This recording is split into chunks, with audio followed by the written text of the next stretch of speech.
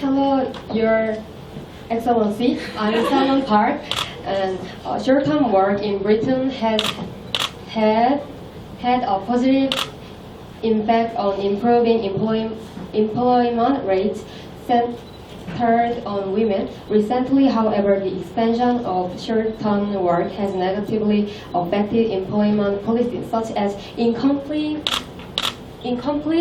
employee.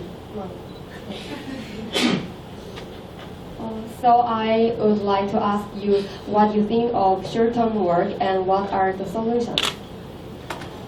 I think that the question about short-term work and I think all questions about working patterns are essentially addressing this question of flexibility in labour markets.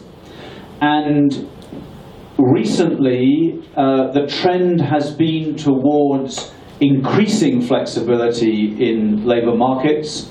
But it is very clear that for what for some people will look like flexibility, for others it will look like a reduction in job security. And so once again, here is an issue on which there is a very important balance to be struck. In some ways, it's a little bit similar to the debate that you have here in Korea about the minimum wage. And in Britain too, there is a similar debate about the minimum wage. There are people who say the minimum wage is a great thing because it guarantees a level of security, of financial security. There are others who say the minimum wage is a bad thing because it makes the labour market less flexible. And there are the people who disagree with the minimum wage will say the decision on what wage people work for is simply a result of a negotiation between the person offering the job and the person taking the job, between the employer and the employee.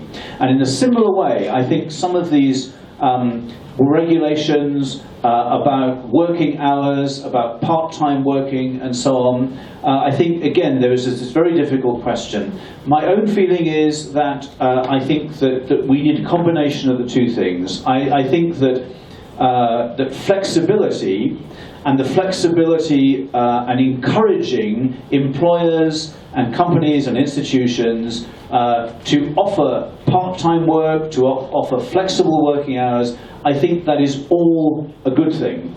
But I also think that we need some good, solid